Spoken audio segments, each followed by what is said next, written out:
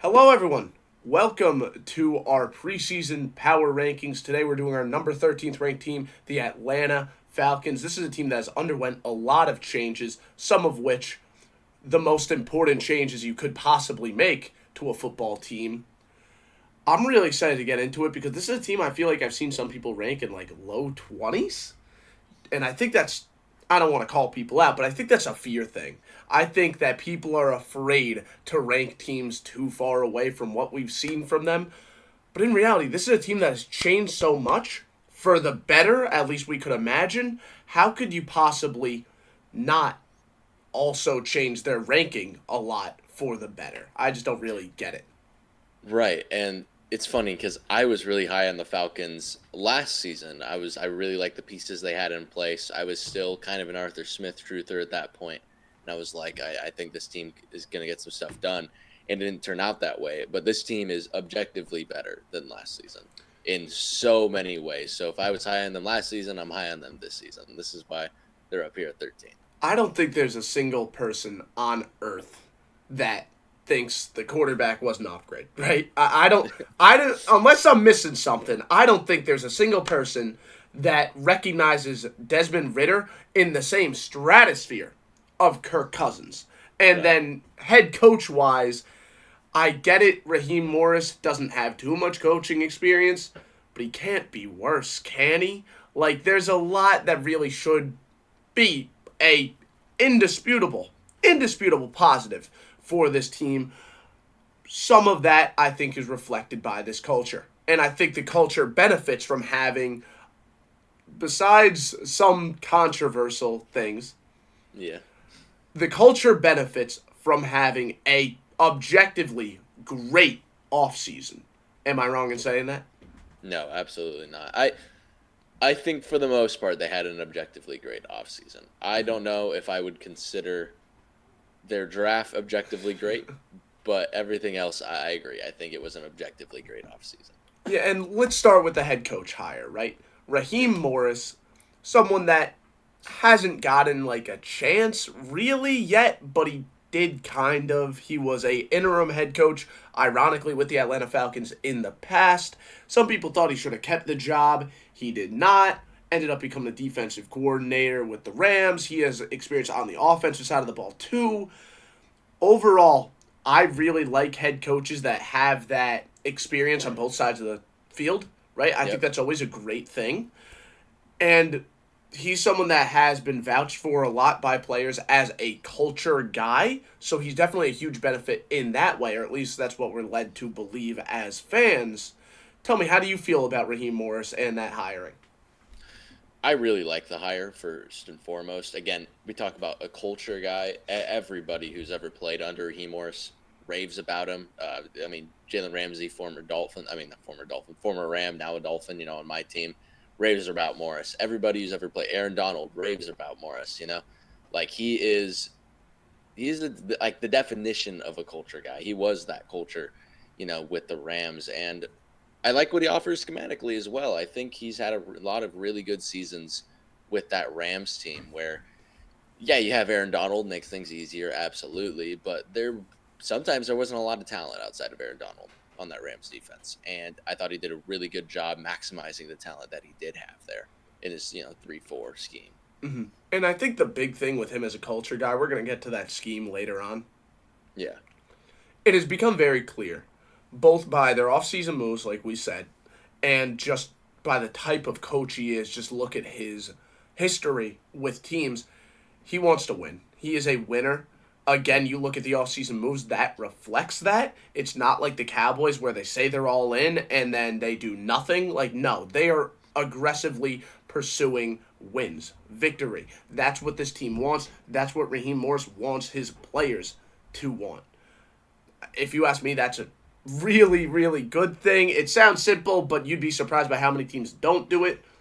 The only knock on their culture that I have, and again, this reflects on their offseason. The offseason is part of the reason that this culture is both a very good thing, but also this specific knock on it is because of a move they made this offseason.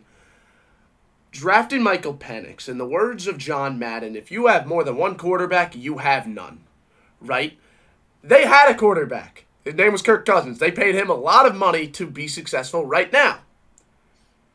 And your idea was to draft another quarterback in the first round. How does that really reflect a winning culture, right? The offseason moves in terms of free agency reflect trying to establish a winning culture. Even the head coach hiring itself reflects trying to establish a winning culture.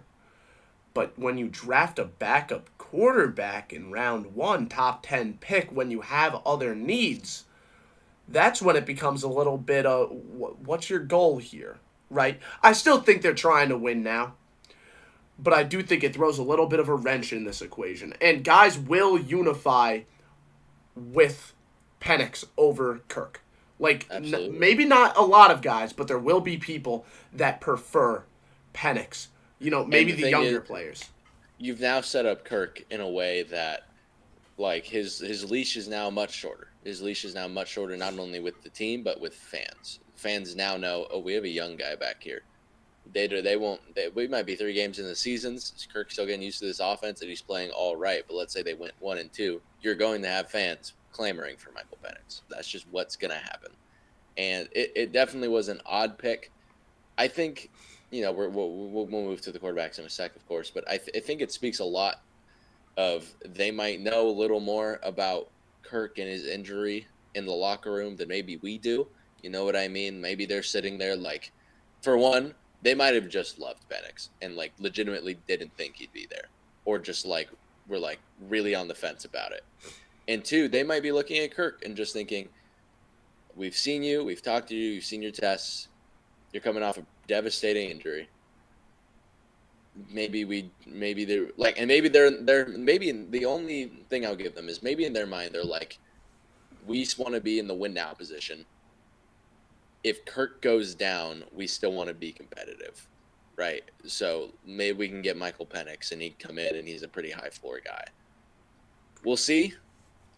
I still don't think it was the correct pick, but I think a lot of people would say it was objectively the incorrect pick. I would agree. But the thing, I will say one thing about the pick.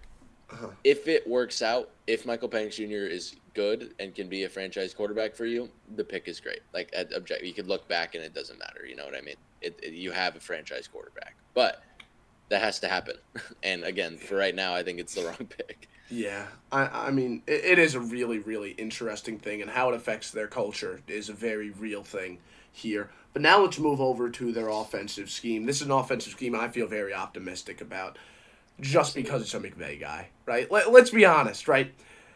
Death, taxes, and McVay disciples, especially offensive McVay disciples, becoming head coaches and very successful ones. How do you become a head coach?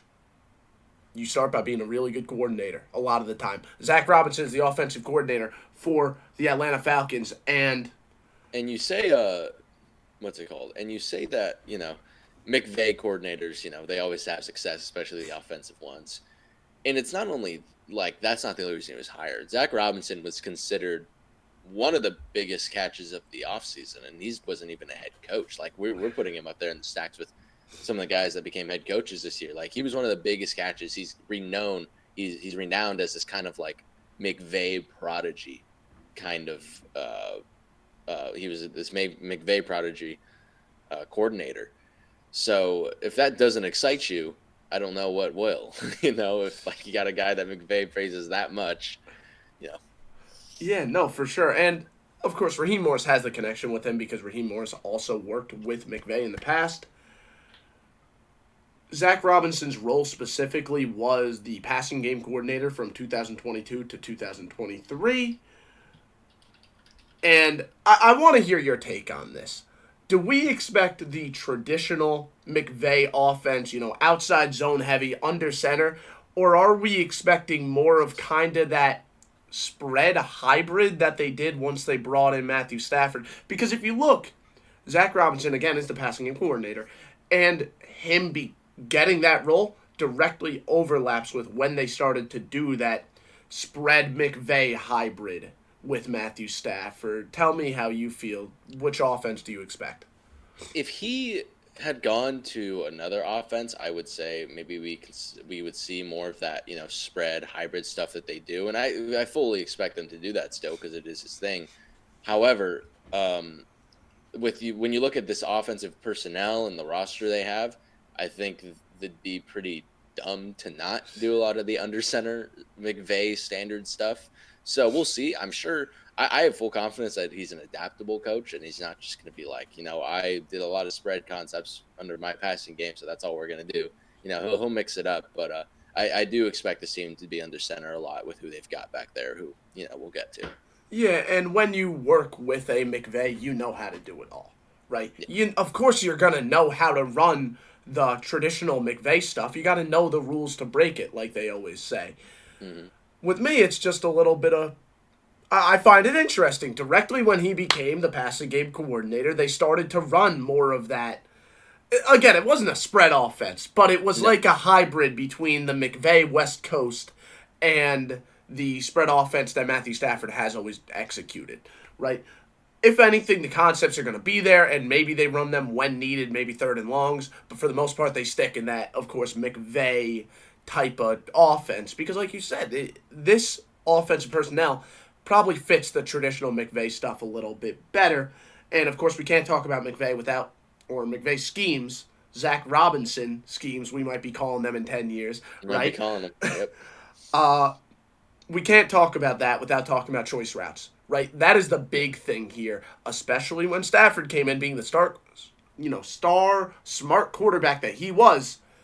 He knew a lot about reading leverages and being on the same page as a Puka Nacua or a Cooper Kupp and then lighting people up by doing that, reading leverages, and then Nakua's going to make the right read, alter his route specifically because of the leverage that the DB is playing with, and Stafford's going to be on the same page. We're going to see that with Kirk Cousins, who is a smart quarterback. He's going to be on the same page as, Darnell Mooney and Drake London and Kyle Pitts. It's going to be really exciting because we know they have a smart quarterback back there that can execute the choice routes, that will work hard to be on the same page as the receivers.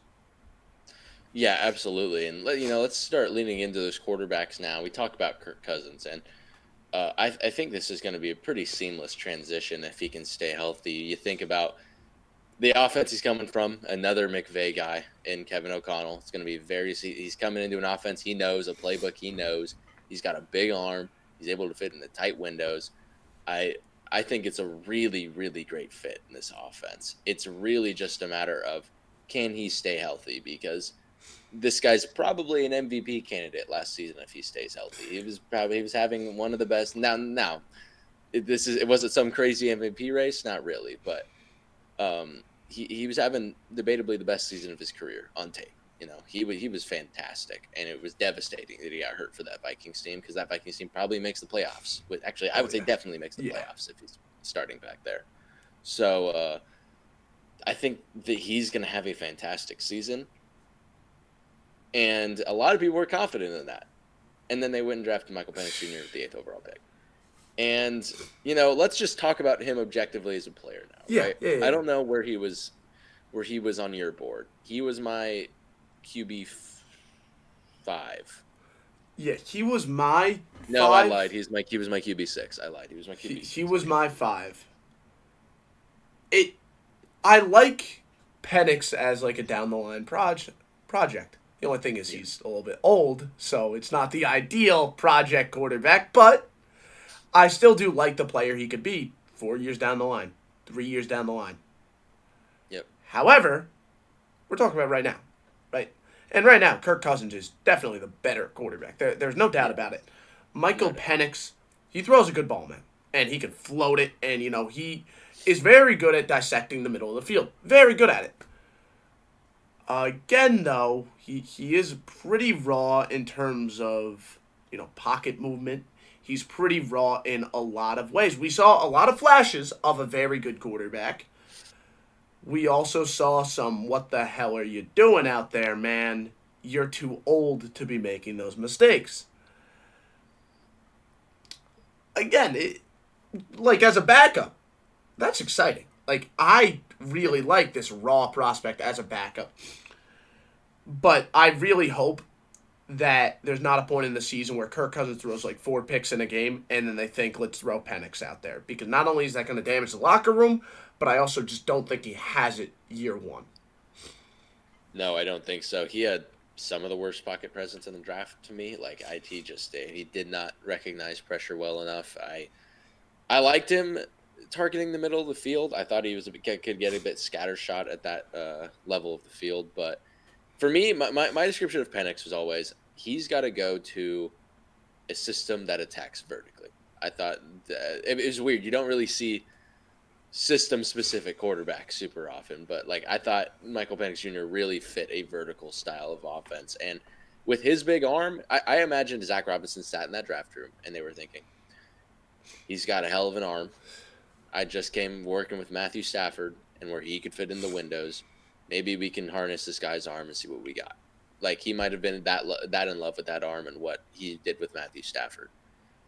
You know, could you have gotten later? Maybe not. I'm hearing teams were going to take him outside of the top 10. So, you know, I think it's rich for him. I think, again, if you wanted to go a project quarterback, there was a younger, more developmental project quarterback that is now with another McVay guy. So, I mean, that is kind of, I think if you're looking at a potential thing, I like Penix more than I like McCarthy in that way. I truly do, because I really like Penix's ceiling. But again, we're talking about right now, right? This is the 2024 power rankings. And right now, I think it's obvious who the better quarterback is. But either way, we're expecting this to be the backup. So how much does it really matter? Right? Yep. We say that, then Kirk Cousins is going to go down week 3, and then the entire season changes. I was going to say, like, what do you think the chance is that we see Michael Penix Jr. take snaps this season in a legitimate setting? Do we even know? Now, it sucks because they draft him in round 1, so they probably won't do this. But do we think it's 100% Penix as the QB2? Right? Because they have Heineke, who could come in, and he's a fine backup. You know, like, Heineke's won some games throughout his career. No, Heineke's absolutely a fine backup. I would be surprised. I think if not that, you know, social media matters and stuff like that, but I think that if Michael Penix Jr. was QB3 day one, after they draft him with the 8th overall pick, you would see a lot of people saying some narratives on, you know, on social media and stuff like that. But the narrative's already started, so how much damage control are they really doing? Right? I mean, that's how I look at it. But listen, back to their QB1, Kirk Cousins, right? If there's one thing he knows how to do, he knows how to distribute the ball to playmakers, okay? And this offense has playmakers, okay? Playmakers. It absolutely does. Starting at that receiver core, I don't know how you feel about Drake London. He wasn't like a draft crush of mine, but I expected him to be far more dynamic up to this point of his career. I'm expecting that to change now, though. I'm expecting him to really have that breakout season, along with a lot of the other players on this team. I think he's going to have a huge season. I think he's going to be Kirk's favorite target, and I really think he's going to play that Cooper Kupp role in this offense if he were to give one. Playing a lot out of the slot, playing and getting put in motion. He's a great blocker. I think he's great after the catch. He's got great hands, contested catch point. I really think he is going to play that Kupp role, and I think he's going to play a lot out of the slot, and that makes me very excited. I think he's got a great skill set for that, and that's kind of what like my comp was for him coming out. Not like triple crown Cooper Kupp going to lead the league and everything, but like just a really nuanced athlete and player that's a damn good receiver. So I'm excited. I think Drake London's in for a huge season. A lot of teams run zone coverage. He knows how to settle versus zone, right? And then when you're running man, he might not be the greatest separator on earth, but man, can he win at the catch point. Not only can he win at the catch point, like despite not being a great separator, he's a nuanced route runner. I think he runs really, really solid routes. Yeah. Yeah, for sure. And again, all he needs is like a couple inches and he'll make the play. You know, he is that caliber of player, which is why it sucks. He has never had the quarterback that was just like throw it up. But Kirk Cousins will just throw it up if needed. Like he has, and it's not like a bad thing for Kirk. It's more of a I have faith in my guy. I know my guy can win, so I'm going to throw it up. I'm going to give him a chance. And Kirk is great at it. And I touched on him a little bit, but he's also underrated after the catch. He gets the ball in his hands. It's hard to bring him down. He's a tough runner, really powerful guy. Again, and again, they value receivers that can block. Drake London can block, and they're going to reward Drake London as they did Cooper Kupp back with the Rams. So I really do think he's in for a big season. Mm-hmm. And then we want to talk about someone that could truly separate in this receiver core. I know expectations were high after his rookie year, and then he never really took that next big jump. But Darnell Mooney is a name that I think can definitely play a role here. Absolutely. I think I wouldn't say he didn't take that huge jump. He's still good, man. Yep. His quarterback play was awful. There's not. I forget the stat. It sucks that I don't have it with me, but something about he was one of the top players in creating separation and not getting the ball. Like there's a stat somewhere. I'd have to go find it, but he created separation. He got open. Justin Fields couldn't get him the ball, unfortunately. Kirko will. Kirko Chains will get him the ball. Yeah. I swear. And again, I'm not expecting to be like an 1,000-yard receiver or anything, but no. I think the Darnell Mooney wide receiver 1 or high-end wide receiver 2 train has kind of died at this point. But still, can he be a very capable wide receiver 2? Absolutely. Absolutely. Especially with a quarterback that will read the field, will go read to read, right? I am excited to see what Darnell Mooney does. Then you got another separator in Rondale Moore who could also play like a gadget role for them. True speedster here. He's someone I think can do damage from the slot. I don't really trust him too much outside, but he can threaten teams deep because of his speed.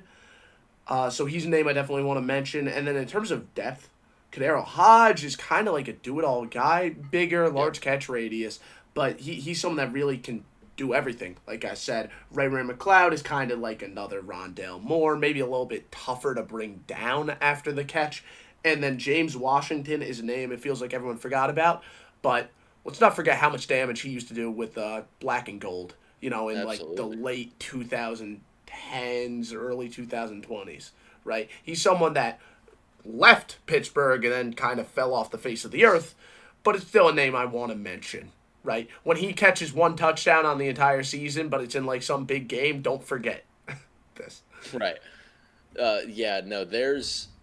They did draft a rookie receiver in Casey Washington that I was not a fan of. I didn't really love what I saw on tape, which, we'll get to some of the other guys they drafted, but their draft was not good.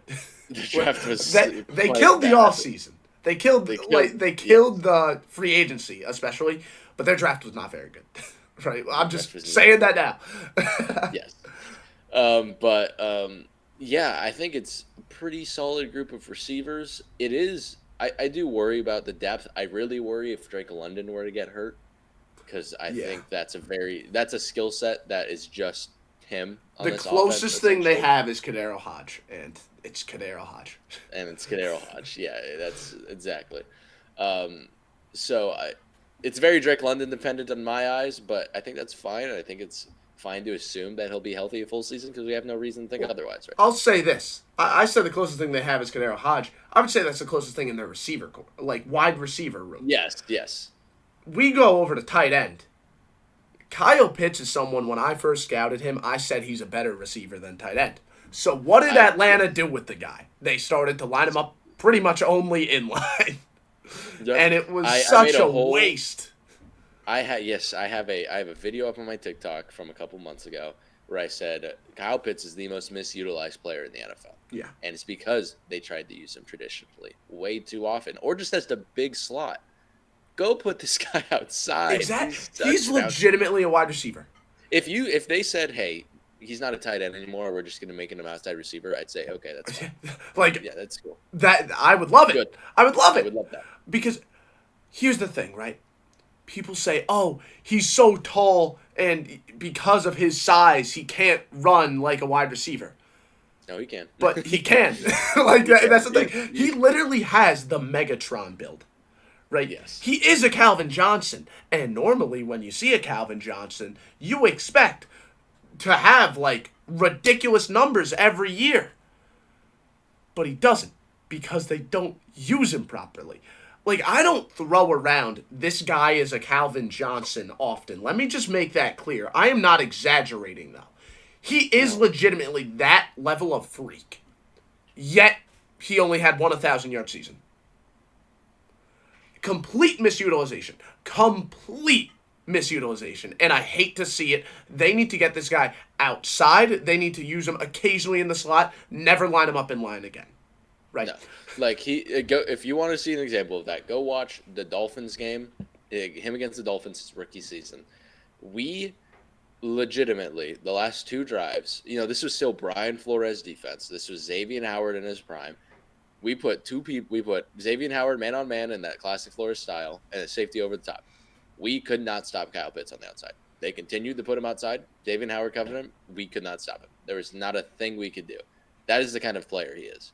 That is the kind of player that Kyle Pitts is, and they've wasted 3 years of his career now. So and it's devastating, and I feel psychotic. I feel insane, right? Repeatedly saying the Kyle Pitts breakout is coming. But everything positive that I've said about Zach Robinson goes out the window if he's still used the same way. Yes. Correct. Because Kyle Pitts has every reason to go out there and go nuclear. Like one of the best offensive players in football type nuclear. I am expecting this guy to ball out in every way, shape, and form. Right? I love Drake London. I love some of the running backs that we're going to look at. But Kyle Pitts is the closest thing to Calvin Johnson we have in this league. And again, I'm not saying closest thing because there's no one even remotely close to him. I'm saying closest thing because he is that caliber of athlete. That caliber, yeah. Absolutely. And my expectation for this offense, at least my dream for this offense, is like on a down where you've got, let's say you got 11 personnel, right? You've got their backup tight end in at the Y. You've got Drake London in the slot playing that Cooper Kupp role. Mooney outside and Pitts outside. That's a terrifying, absolutely terrifying lineup, dude. Mm-hmm. That's awful. Yeah, it's sick. And again, I think a position switch to wide receiver, very, very real thing. And even if he is considered a tight end, maybe you're just doing that for contract reasons, and then you just use him as a wide receiver. And then you said, who's going to play inline tight end? I hear like 3 of you asking because, Lord forbid, anyone has fun. They have a pretty good blocking tight end in Charlie Warner that they brought in from San Fran. Damn good blocker. Yeah. Maybe not the best, pass catcher from the inline tight end spot, but he is someone that does a lot of damage as a blocker. And then when you want a pass catcher in at tight end, then maybe you put Kyle Pitts in line. Sure. Okay, that's fine. Yeah.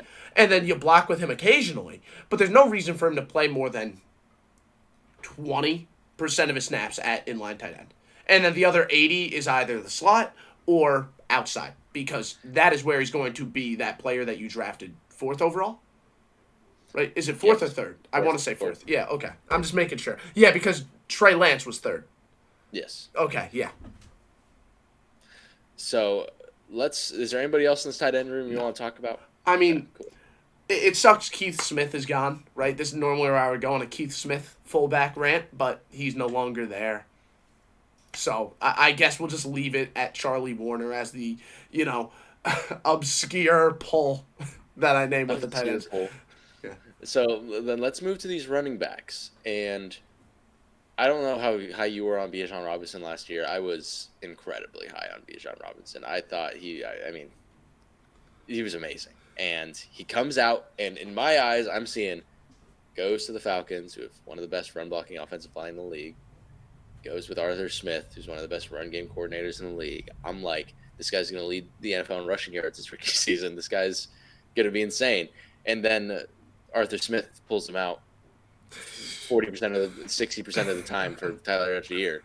And I'm like, cool. Thank you for ruining the Bijan rookie season. And despite that, it was still good, right? Like, that's the thing. Like, there is a very real. Oh man, I'm gassing up these guys too much, but there's a very real world where, like, 2 years from now, Bijan leads the league in rushing, right?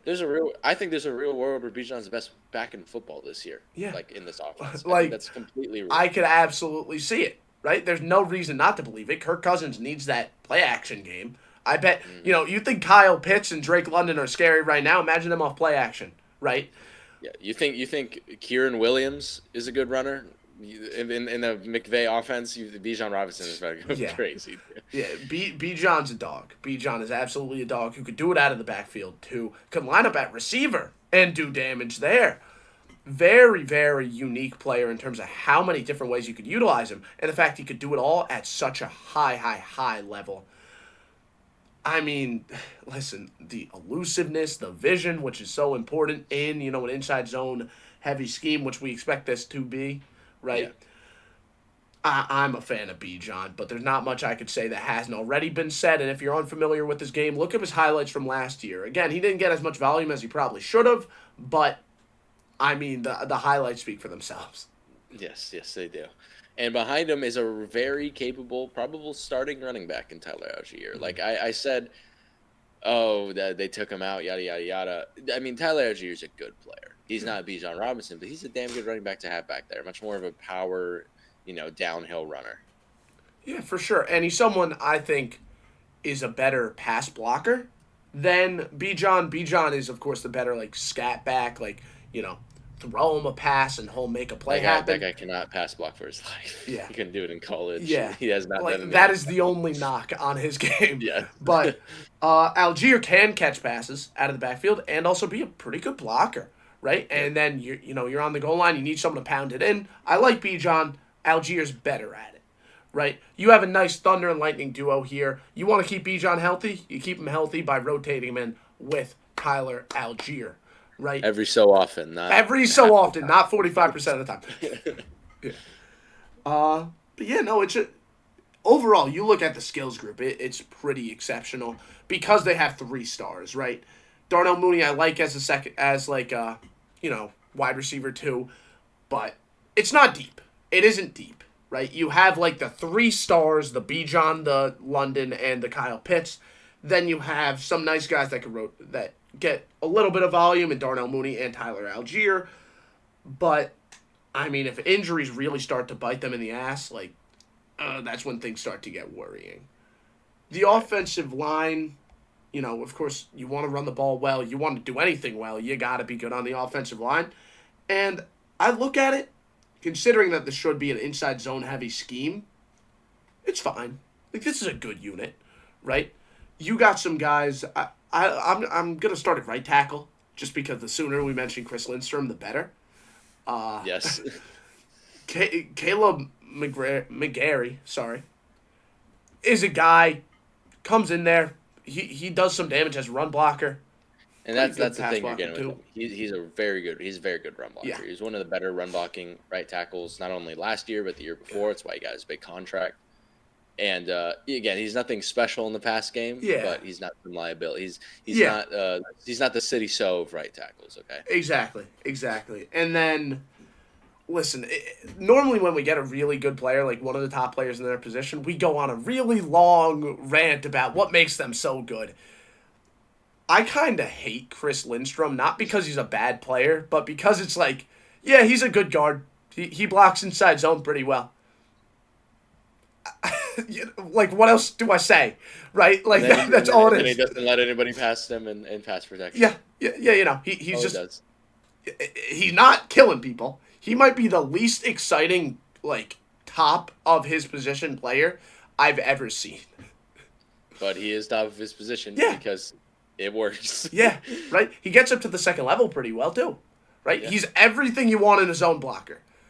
Sadly, zone blocking is really boring. But yeah, Chris Lindstrom is a very good guard. Very good. It's just really boring. It is quite boring. And then we moved to center, and I was surprised by Drew Dahlman last year. I thought he was pretty dang good on tape, at least as a run blocker. I thought as a pass blocker, left some stuff, you want to be better. But that is a repeating theme. We talk about coaches and, GMs have a type at certain positions. The Falcons have a type on the offensive line. And it is to run the rock. Exceptional run blockers, especially inside zone blockers. And then fine in pass pro. Yes, exactly. Except Lindstrom, who is just great at both. He's just great at absolutely everything. At the cost of being really boring. But yeah. Dahlman maybe that's a cost you don't need anymore. Maybe you just say, hey, Stop be bad. Maybe we Yeah, can see. I would rather that. I would rather have a Mekhi Becton, who like 3 times a game has like the craziest, most dominant rep you'll ever see by an offensive tackle, and then just be awful the rest of the game. I'd Yeah. much rather that. Uh, Matthew Bergeron as the left guard, another guy, really good zone blocker, right? Yep. He gets to the second level well, all that stuff. He's a people mover. Yeah, and then as a pass blocker, he's fine.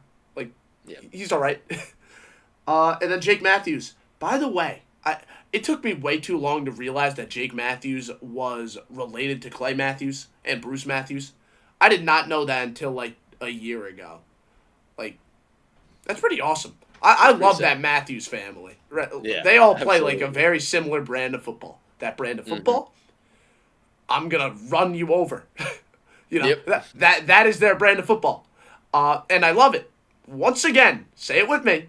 He's a good run blocker, kind of just fine as a pass blocker. Yeah. They have a type, and they stay They true have to a it. type. And and this is why I said, oh, Bijan's leading the league in rushing as a rookie. And then we know what Arthur Smith did. We're going to stop talking about his atrocities. Yeah, And people don't want him mentioned anymore. Let's not. Now, offensive player of the year. There's really 4 names, I guess. Which of the 4 are you thinking here? I think Bijan's going to have a huge season. I got to go Bijan, man. I'm going gotta Kyle go Pitts in case that And that's wasn't fine. made clear. That's Just because I think Bijan continues to split, not to that extent, but I think the split is still happening just because when you draft a running back that high, you want to keep them on the field, and the only way to do that is rotating guys. Offensive rookie of the year, they did not have a very good draft. But who do you mention here? Casey Washington might I had a catch feeling that. some passes. Like he might catch something. I don't know who else would. Who else it could be? I mean, Unless you're I chose predicting Michael Jace. Penix. I chose Jace McClellan from Alabama, the running back. I mean that's fine. My whole thing is he going to get on the field with? Yeah, Bijan because out well, here it's there, that, and he's coming off of an injury. Yeah. But he was really solid prior to his injury. Yeah, he was solid. He's someone I think comes in there. Maybe you need someone playing that fullback role, Yeah, right? Maybe. Maybe. I don't know if they really care about having a fullback, but like maybe. I don't know. Really, all it takes is like 1 or 2 touchdowns, and you're probably the best offensive rookie on the team, unless Penix comes in. And that's my whole thing is I think Casey's probably got the best chance of getting 1 or 2 touchdowns because it's not a deep room. Yeah. So Meanwhile, running back, you already have 2 studs in Bijan and Algier. That's fair. I just went with the guy I like the most. I'm not gonna that's lie. fine. That's fine. Defensive scheme. We're gonna go over to Raheem Morris. He did a lot of spot drop zone, right? Yep. It was something the Rams loved last year because Raheem Morris was the defensive coordinator there. They rotate a lot between 3-4 and 3-3-5. They kind of just match opposing personnel in that way. But when they're in that 3-3-5, they have one of those linebackers playing the edge rusher position, or sometimes both of the linebackers playing the edge rusher position. They're not hesitant to do that at all, making it almost like a 5-1-5, which is really interesting. It's really interesting. Yeah, but they also aren't afraid to drop one of those edge rushers into a zone, right? I mean, Michael Hoyt was 313 pounds, and he would constantly drop back into coverage. Like, that was not something that they were afraid to do. Raheem Morris loves taking advantage of those hybrid athletes like that, especially when you're doing something like spot drop zone. You don't have to be able to go stride for stride with guys. You just have to have a decent feel for zone. That's all. Right? It's not the most elaborate scheme on earth, but it is a fun one to watch because of the utilization of hybrid players and how they mix up their looks a little bit, of how they especially use those overhangs, like I said, the outside linebackers. Whether it's in their 3-4 or their 3-3-5, they really like to mix up their utilization of those guys. Those are the true, like, kind of what's going to go on with them every play type of guys. Yep. And something I really like about Morris is he really knows how to utilize and get the best out of his players. He's not stubborn in the sense of, oh, he's just going to play this position. Like We saw Jalen Ramsey get moved. Jalen Ramsey played most of his snaps in the slot in the postseason when they won the Super Bowl. You know what I mean? Like that, Mhm. played that star position for him is what they called it. And yeah, I just wanted to mention that. Like he is a very, very smart coach. He knows how to coach up his players real well. They play hard for him, and he is not afraid to like, hey, if AJ Terrell has to be put in the slot at some point, he's gonna do it because Mhm. he's not afraid to put his players where they need to be. Yeah. And I mean, that's the modern NFL now, right? Teams are Yeah. trying to damage you from the slot. They're trying to maximize their receivers, and the way of doing that is having those guys in the slot. No doubt about it. Let's move over to. I guess let's start on the defensive line. Is that fine, Yeah, or is there yeah. something Let's specific? start there. Okay. No, let's start with them. Starting with that interior, right? When they're in that 3-4 personnel, we see Zach Harrison, David Onyemata, and Grady Jarrett. That's what we expect right now, although they did draft some guys on the defensive line. Tell me, how do you feel about that starting three? Onyemata, by the way, I'm a big fan of him. He is like the Patrick Sypher interior defensive lineman. But yeah, how do you feel about this unit?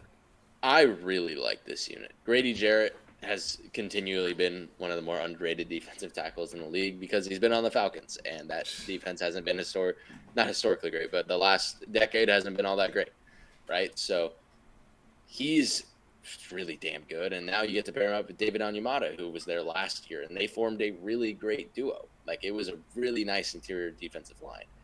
I really like Zach Harrison. I Especially with Harrison. yes, I evaluated him in the draft. I loved him as a project, but he would have really yes, had to learn how to get his mobility down. I didn't even think about the possibility of him playing like a 3-4 defensive end, like not really being the edge rusher. exactly. Now that that's the case, now that he's more of an interior guy, oh my lord. Because Yep. he is strong, dude. He has strength, and Yeah, it shows repeatedly. not only strength. I mean, he was one of the best athletes in the draft last year. Like he is a 6'5", 274 pound freak, dude. Hmm.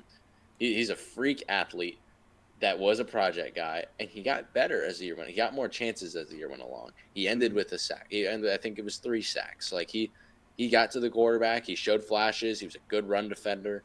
I'm big on Zach Harrison. I think he's going to be damn good next season, and I Yeah. think this interior defensive line is the best part of this defense. Like I mean, if we're looking at just that group, Hmm. not taking in the just the interior of the defensive line, the starters, I'm a really big fan of them. Mm.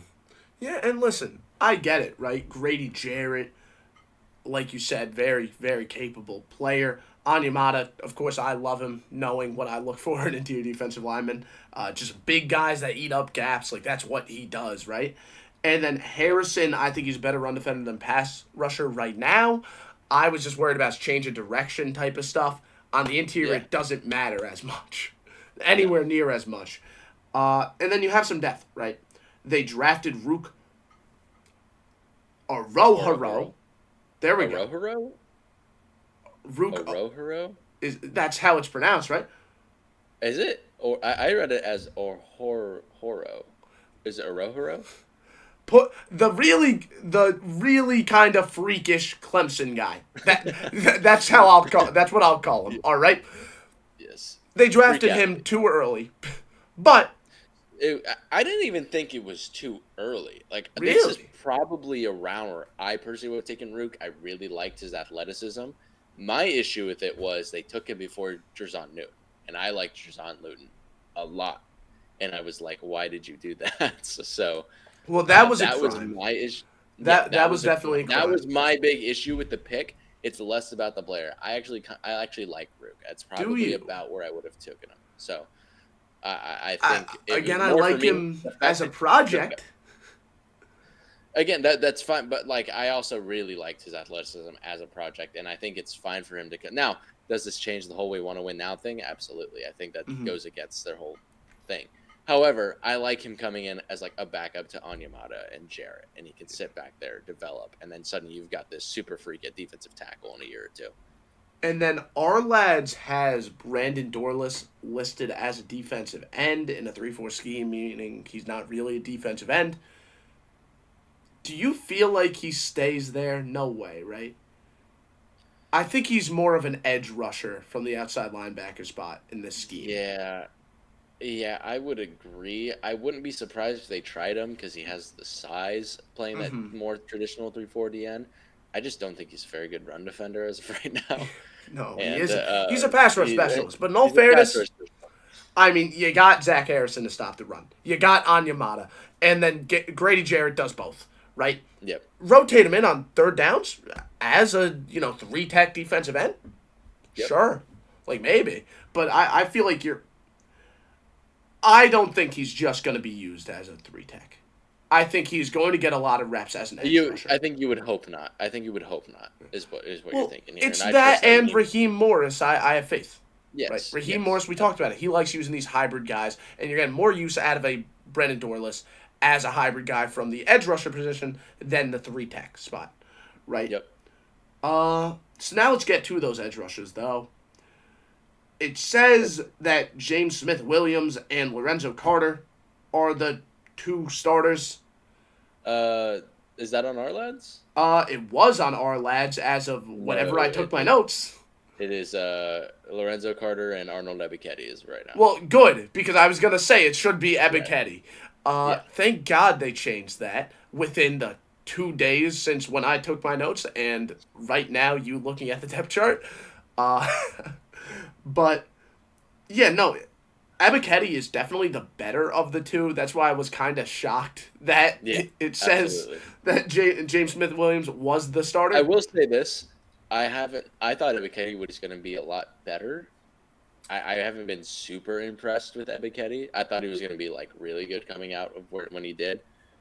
I haven't been super impressed personally, but yeah, he's definitely the better of between him. Between him and Lorenzo Carter, I'd take Ebiketie. The exciting thing with Ebiketie is flashes, right? He's shown some nice like flash in the pan types of plays. If he doesn't become more consistent, I see a world where Braylon Trice comes in and replaces him. And I think Lorenzo Carter is kind of like, he reminds me a lot of like a Leonard Floyd in the sense of, hey, 3-4 edge rushers are kind of difficult to find because a lot of people want 3-4 edge rushers that could drop back in coverage. But here's a guy that will pretty much make up his entire career as a 3-4 edge rusher. And, he'll bounce around the league, but Lorenzo Carter, he is fine at that. He's not great, but he's fine. He's someone that can spot drop. He's someone that can get to the quarterback. He's someone that can, contain the quarterback, seal the edge. Like, he could do that stuff. He doesn't do anything overly, at a high level, but he does everything fine. Yeah. Ebiketie, I think, is more of like the flash in the pan guy here. I would absolutely agree. And you touched on Braylon Trice a little bit. He's a rookie coming out of Washington. Mm-hmm. I don't see a super high ceiling with Trice, but I think he's got a relatively high floor for the NFL. Yeah. And the thing that kind of scares me with Trice was, in terms of evaluation, I know the sack numbers were impressive, but I liked him more as this run-stuffing guy. Yep. And then what happened, right? Then the combine came around. For whatever reason, he thought, yeah, I'm a good run stopper, so I'm going to lose a bunch of weight and try and become a speedy pass rusher. And he wasn't fast he was faster than he was, but he went from a very good run stopper, but not a great pass rusher, although the numbers said otherwise, or at least not a great finesse speed guy. Then he tried to become a speed guy, and by doing that, he became a lot worse at the thing he was very good at, and now he's kind of just Yeah. So he kind of hurt himself. He's not a great athlete. Yeah. So now he's not a great athlete, just at a lower weight. And it's why did you do that? Right? Right. Again, you're a little bit faster, but your game wasn't built on speed. Even though you got a lot of sacks, a lot of those were, based off of power. And now you lost that power. That was stupid. So now I don't really know if I like Braylon Trice. Unless he gets that weight put back on, I don't know. You hope he can. But, yeah, I'm kind of in that same boat. Is there anybody else you want to talk about in the edge group? Or No, I feel like it's really just them. To the interior linebackers, and I like this group. Or I like the projection of this group. First of all, let's start with Caden Ellis. Because Caden Ellis was good last year. Yeah. Like I thought Caden Ellis was a damn good linebacker. Was he elite? No, but I think he's in that like end of tier 2, start of tier 3 linebacker, man. He's going to be their Ernest Jones. Yeah. He could do a lot of that Ernest Jones stuff, in the Raheem Morris defense. He's able to shoot gaps, very smart, able to recognize stuff quick, and a fine coverage guy. Like, I am also a big Caden Ellis guy. I completely understand it. And then you've got Troy Anderson, He's like I have a type at linebacker, and it feels like I always talk about it whenever we get to them. When you want to draft a linebacker, go draft a big, athletic guy and develop him for 2-3 years, and then he'll be good. Like, that is what I think you should do at linebacker. That's the definition of Troy Anderson. Troy Anderson comes from Montana State. I mean, the guy played quarterback. He then played running back. He played a lot of different positions for Montana State, and then was like, I might as well play linebacker or test out as a linebacker. And then the team took a chance on him. I mean, this guy runs a 4.4. He's 240 pounds. He's 6'3". He's an athlete, and he's still relatively new to playing linebacker. And we see that in his play because he wasn't that good last year, and he wasn't good as a rookie. But that we're entering year 3 now. Raheem Morris taking control, developing him. Troy Anderson could be really good. Yeah, I could definitely see it. Again, as a complimentary guy, when they are in that 3-4 set, they do rotate a lot between their 3-4 and their 3-3-5. He's probably the odd man out there. I don't know what their base personnel is going to be. I think, again, it's going to depend on the personnel they face off against because they are a very personnel match type of team. When they see 3 wide, they're going to go in 3-3-5. When they see 12 or 21 or anything like that, that's when they're going to go ahead run that 3-4. J.D. Bertrand is another guy they brought in from Notre Dame. Not a guy I loved, but he is someone... I didn't like him. I had him very low rated on my draft board. Yeah, I'll say this. He's someone, I'm just looking back at my notes on him. He is someone who has a higher floor because he recognizes stuff pretty quick, right? He reads his keys well, and his recognition and instincts are impressive. But you just mentioned your type at linebacker. You like those athletes that, really develop. This guy will never develop into anything overly special because he doesn't have the tools, right? He has the mental stuff that you need, and it's great that he has it day one, but this is a guy I think is kind of just a career backup, but a fine career backup, really. Right. And we haven't even talked much about Nate Landman, who is a backup guy, but this is just a downhill thumper, run defender linebacker. You see him get put in on these goal line situations or on obvious, short yardage situations. They'll put him in, and he just goes downhill, hits a hole, and he'll hit a running back. He's not good in coverage. He's a liability in coverage, actually. But, just a name to have on this roster is always good. Absolutely. Now, let's move over to the secondary, if you're fine with that. Let's do it. This is we have our guys. It's very similar to their offense. We have our guys, but they also have their kind of Yeah. I love Jesse Bates. Jesse Bates is one of the best safeties in football. Bates. Right. Very, very good as a coverage guy. Was able to recognize stuff quick. Made a lot of instinctive plays. Big Jesse Bates guy, right? Jesse Bates guy. A.J. Terrell is a really damn good corner, too. Right? He is. He had that breakout season in, 2022? And then since then, people haven't really talked about him, but that's because nothing has changed, right? He still is one of the best man corners in football while still being a really good zone corner, too, right? Then you look at the other stuff, and... Not as exciting. No. I don't know how you feel. I feel like Clark Phillips will be a starter for them at least. No, my whole big thing with Phillips is I agree. I just wonder where, because they had him playing outside last year, and he was fine. Like, he wasn't as bad as I thought he'd be outside, but I still do think he's definitely a better nickel corner than he is an outside. Yeah, and his competition at nickel is D. Alford. So I feel pretty good about him being the starting nickel. I agree, but who plays the other. Well, I and that's guess the Mike thing. Hughes. You know But what I Mike mean? Hughes might also be a better nickel. So it's like, Yeah. I don't know. But I think Hughes is an outside guy. Well, the point is, right, again, we mentioned how they switch up between 3-4 and 3-3-5. It really comes down to who do you want on the field more, right? Yeah. And I think because of that, maybe you have Phillips outside again, but that didn't work overly It great. wasn't overly. I had a lot of Falcons fans telling me he's like, no. I was like, who's gonna play the second corner? And they're like, you don't know about Clark Phillips? I'm like, I do.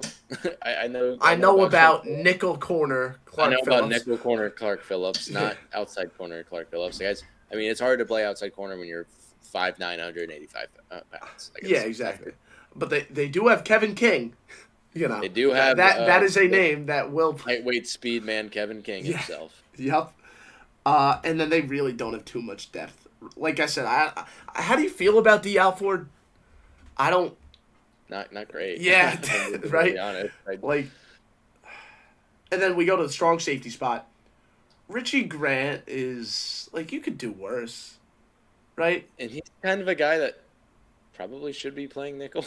Like, Yeah, that's if I'm being fair. completely honest, like, But they then haven't they have played. too many nickels, not enough outside guys. Right? Like Yes, that is their problem. AJ Terrell could definitely which play outside. We know that. you could have changed if you took a corner maybe at 8th overall in the first No, round. but then how would they have a quarterback controversy? Yeah, no, Man, it's this is not like I don't mind-boggling. think it's an awful secondary because they have two studs in Jesse Could Bates have, could have and been AJ if they Terrell. went and got like I don't anybody really if they had the pick they could have any corner they wanted. Yeah. This is true. This is true. But again, they needed 6 quarterbacks to go in the top 12. Roger Sure. Goodell told them we need a Roger headline Goodell here. Roger Goodell iced the ticket. He said, "I wrote it down for you. I'm Yeah. sorry. This is what's happening." Hmm.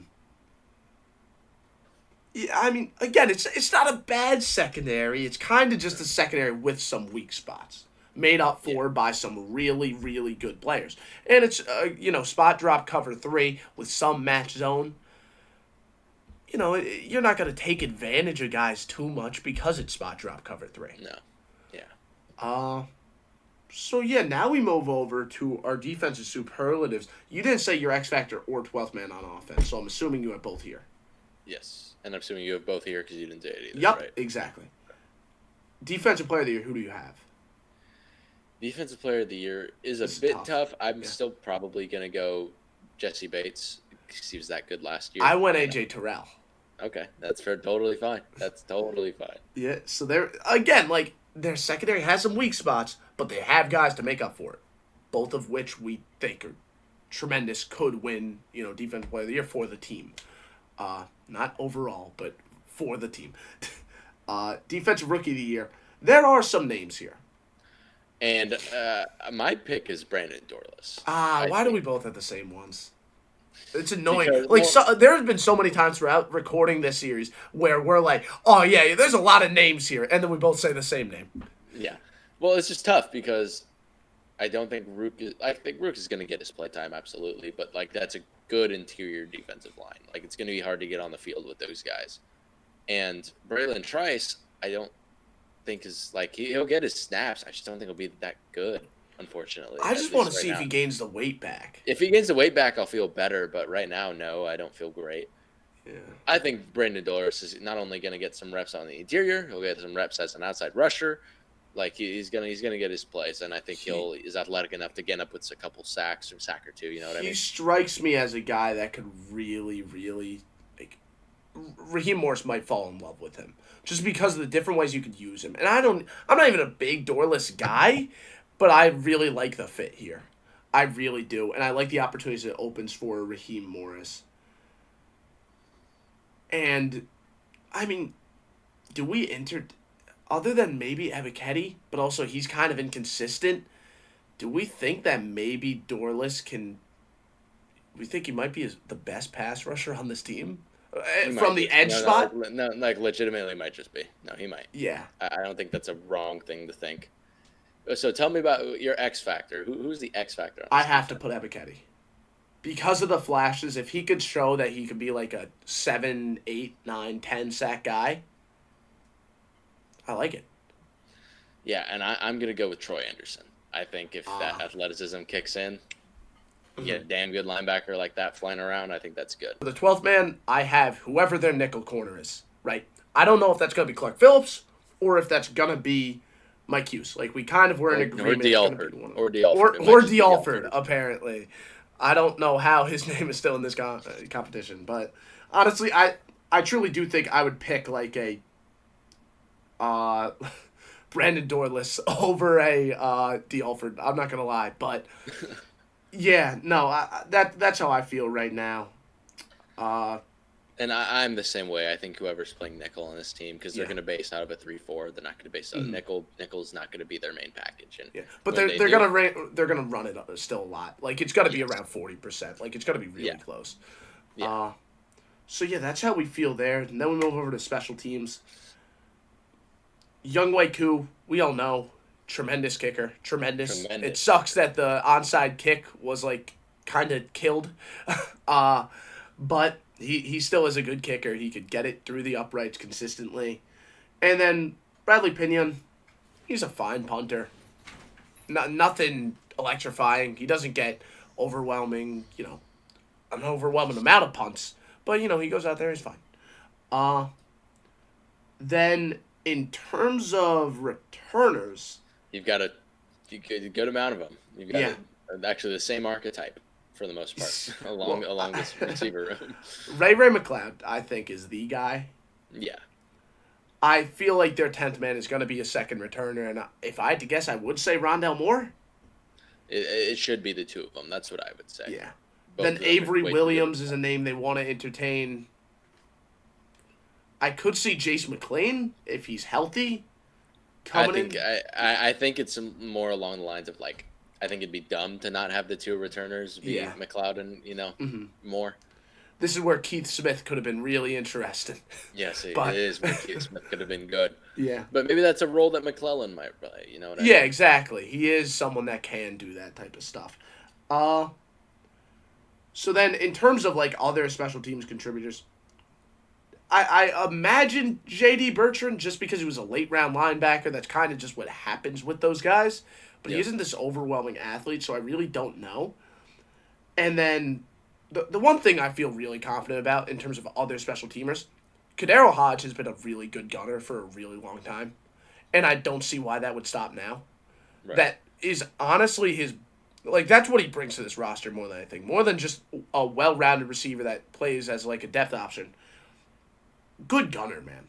Really Hmm. good gunner. Really good. But besides that, there's not really too much to go over with this special teams package. I mean, like, if Clark Phillips isn't getting playtime on defense, he could go out there, contribute here. But I mean, Kevin King is probably gonna do something. Kevin King's going to do something. Maybe if is it more likely that it's letting up a touchdown rather than making up a tackle? Probably, but that's okay. That's what Kevin King's here to do. Yep, yes, sir. But now we get over to the schedule, right? Yes. What would you say your ceiling is for this team? I have it pretty high. No, I have a pretty high ceiling for this team too. I think the ceiling's 12-5. Oh, mine's higher. Oh wow. Okay. I Yeah. I, I put 14-3. Wow. That's Like you high. look at this No, schedule. no, no. I Man. hear you. You I look hear at this schedule. It isn't too tough. If Bijan is in the Offensive Player of the Year competition, like a lot of people think he will be, and Kyle Pitts is the player I think he's going to be, which is also Offensive Player of the Year worthy, while Drake London is looking like a wide receiver one, and like a good wide receiver one, Kirk Cousins maybe makes an MVP case. Defense could be. I mean, it was pretty good last year. Like, people forget the Falcons' defense last year was pretty good. It's a different scheme now, but it was a very similar personnel, you. right? Right.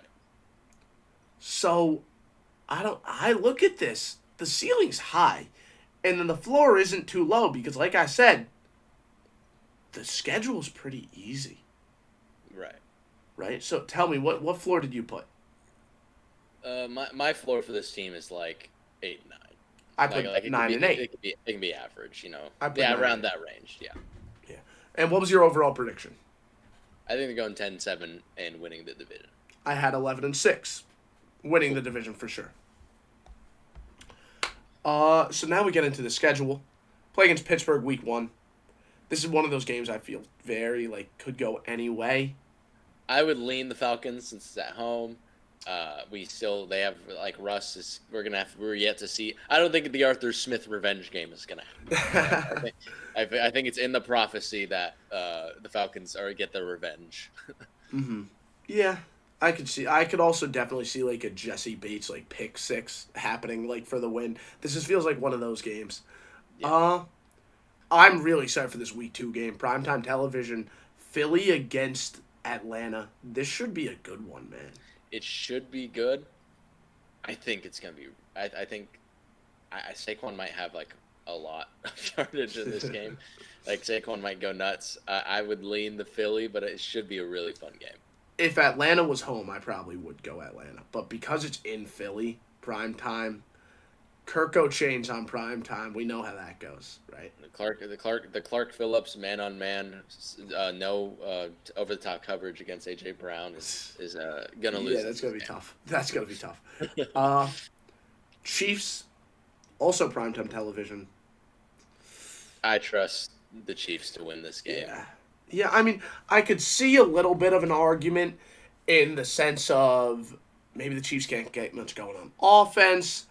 And then the Falcons can kind of just overwhelm the Chiefs' defense because of how much talent they have. I could see that. But, yeah, it's probably the Chiefs. No, I think this is a big, Kirko chains on primetime, which he kind of killed it He kind of killed that narrative last year before he got hurt, which was nice. But, Patrick Mahomes on primetime is a different beast. That's true. This is just going to happen, so. So they're playing the Saints, and, division rivalry, anything can really happen. But at the same time, it's the Saints. And we talked about how much talent Atlanta has. The Saints don't. No. Yeah, and it's at home for Atlanta. I feel like Atlanta wins both games. I feel very strongly that Atlanta wins both games, yeah. But then Tampa Bay, I think Tampa Bay matches up better. I would agree. Not great. It's not great. I have them splitting personally. I think Bucks win one at home and the Falcons win one at home. They got a lot of primetime games early. My God. In the first 5 weeks, they have 3 primetime games, and this is one of them. Mm-hmm. Thursday night football here. I would take the Falcons. It feels like Atlanta. I'll take the Falcons at home. I'll take the Bucks at home personally. And then they go into Carolina in their 3rd straight divisional game. I think they're splitting with Carolina, personally. I think Carolina actually, if there was one team in their division that could really give them problems, I think Tampa is probably the best out of the 3 other teams in the division. But Carolina, I think, matches up against Atlanta the best. Yes. I do. Because of how that... I feel like Bryce Young has a good feel for zone. At least that's what we were led to believe based off of his college tape. I think Canales definitely knows how to beat zone. It's going to be a zone-heavy defense. And while I think the Panthers' defense might really struggle, they do have J.C. Horn. They have J.C. Horn, and they also happen to have Evero. And Evero makes things work, man. He just does. Exactly. So then we go to Seattle. I feel super confident that Falcons win this game. This feels like Seahawks defense week 7. It's probably still going to be learning. Kirk Cousins knows what he's going to be looking at. He's a tough guy to manipulate and a tough guy to get him to make the wrong decision. I think the offense is going to move just fine. But don't you feel like Grubb might have a really good feel for how to beat the zone coverage heavy Falcons? Yeah. No, absolutely could be the case, but this could also be one of those games again we see the Jesse Bates instinct kind of kick in. They're going 5 wide. He sees something. He runs down. I guess that is true. You know what I mean? That is true. It's more along the lines of I think this is a defense early on in the McDonald era that Kirk Cousins can pick apart, especially when it comes to Kyle Pitts. I don't really know who's covering Kyle Pitts. That's very fair. I mean, I guess I feel like Witherspoon is probably their best bet. Have to do it, but then who do you got covering Drake London? Yeah, I get it. Then you said Tampa you think is going to win one. I imagine this is the one you have Yeah, them that's winning, the one. considering that's in Tampa. Why do you think that is? For one, I think this team matches up well, especially against the run. Like Vita Yep. Vea's a tough individual to And move they around. blitz a lot, They right? blitz a lot. Exactly. They're going to get Kirk under But I pressure. also feel like that's why Kirk might be a little bit, a little bit better against this team because quick passing game, getting passes off quick in a McVay scheme. I kind of like But it. it is going to be Kirk mostly, probably not of play action because this team, I don't think this team's going to be able to, like, not a lot of teams are going to be able to run the ball well against Tampa. This Tampa Yeah, Bay run defense is going to be that's gnarly. true. So it's really just, hey, it's on you, Kirk, which could totally happen. But I also think this offense matches up pretty well. I think for the most part, Atlanta doesn't have the players to take advantage of how kind of weak this Bucks offensive line can be. Mhm. I think Baker's going to have his time. If Mike Evans isn't being covered by AJ Terrell, I don't know who's covering him, right? Like, I think it's a good receiving core. I think this offense could put up some points against this team, too, because Baker is good at attacking zone. Mhm. Okay, yeah, that's fair.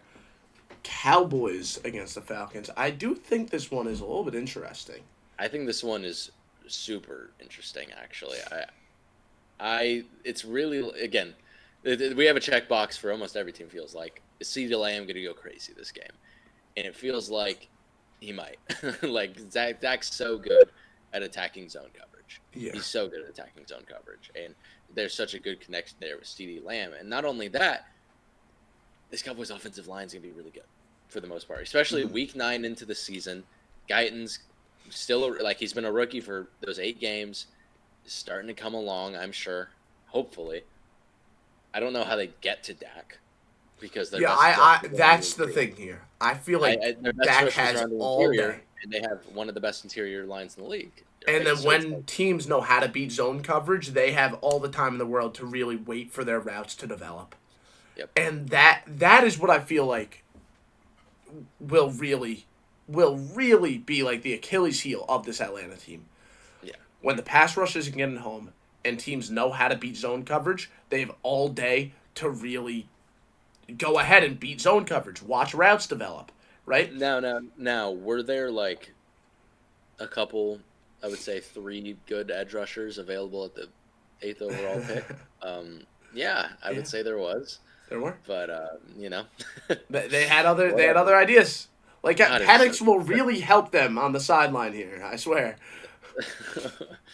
Gosh, man! But then they go to New Orleans. I feel pretty confident in the Falcons winning both games. Anything can happen, but New Orleans, if you haven't. The only thing is maybe Dennis Allen does a good job shutting down the running game because that's kind of what he does.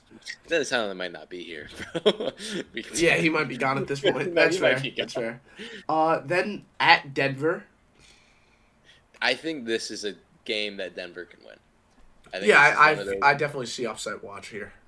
I think this is a game where like Bo Nix and Sean Payton can pick apart this zone defense and how they run their offense, man. And then defensively, I think that's where if the Broncos win, I think it'd have to be a bit of a shootout because I don't really know how the Broncos. Or it could just be a bad Kirk Cousins game.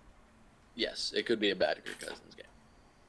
I also think Surtain. But even then, like Surtain is a physical enough corner to stop one of their 2 physical freaks in Drake London or Kyle Pitts.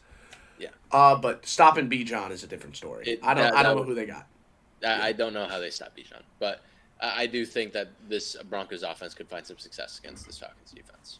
Then they play against the Chargers and Jim Harbaugh off of a bye. Them coming off of a bye, being physically rested. I don't know how the Chargers stop this passing attack. Bijan might have not only the passing attack. Bijan might have 200 yards. Okay, the only thing is Minter. I think is really focused on stopping the run. But I think that focus on stopping the run is going to lead to Atlanta doing so much damage through the air. And I feel like this will be Kirk Cousins' best game of the season right here. Yeah, it'll be. Hey, we still think Derwin James can cover Kyle Pitts, and it's going to be. They'll find out very quickly. The answer's no. Then at Minnesota, I think this is really interesting because it's 2 McVay disciples. Well, no. One's a head coach, one's an OC, of course. But and and Raheem Morris is a McVay disciple. Oh, absolutely. I meant offensively, Yeah. but And then Kirk Cousins' revenge game here. Kirk Cousins' revenge game. I think Flores Yes, seeing Kirk Cousins and being familiar with Kirk Cousins, I think he knows exactly what to dial up to stop Kirk Cousins and beat him. I agree, and I also think this offense matches up super well into Raheem Morris's defense. Like this tack in the middle of the field, like those zone cover, even no matter who's back there. Probably, I'd assume it's JJ by this point, personally. Yep. Unless Sam Darnold's just cooking, he might There's be.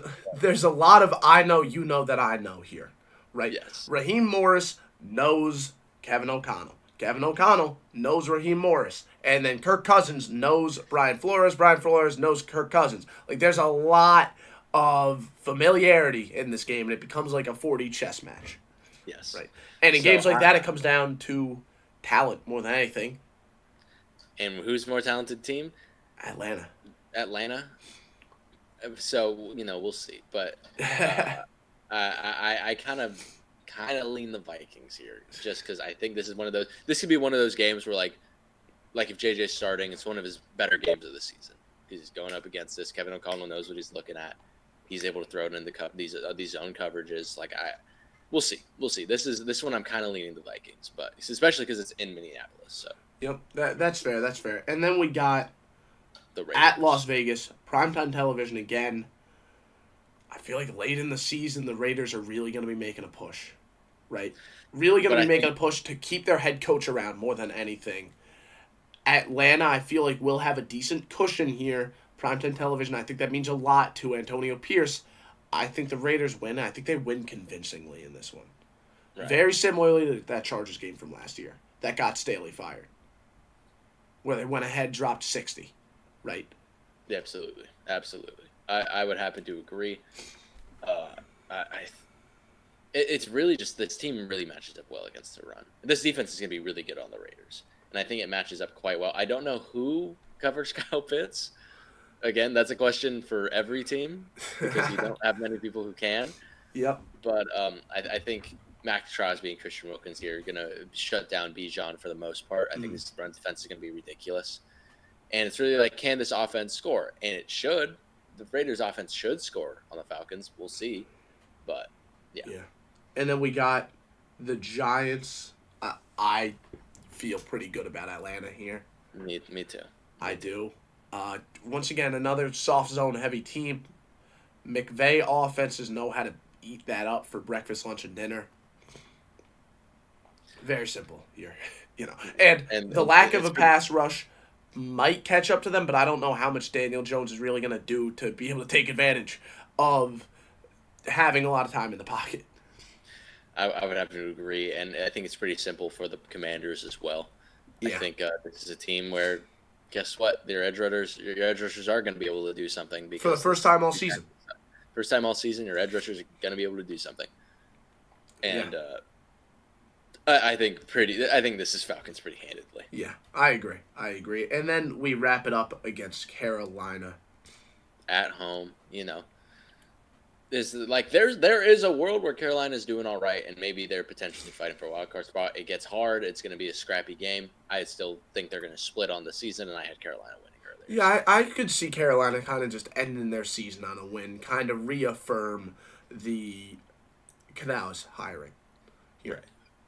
So, yeah, that is all for this episode of our preseason power rankings. I hope you enjoyed. If you want more of my content, feel free to subscribe, leave a like, and check out my channel where I've been uploading all the even numbers, and then the odds have been on Dean's channel, which is linked down below. Thank you all for watching, and I'll see you all next time.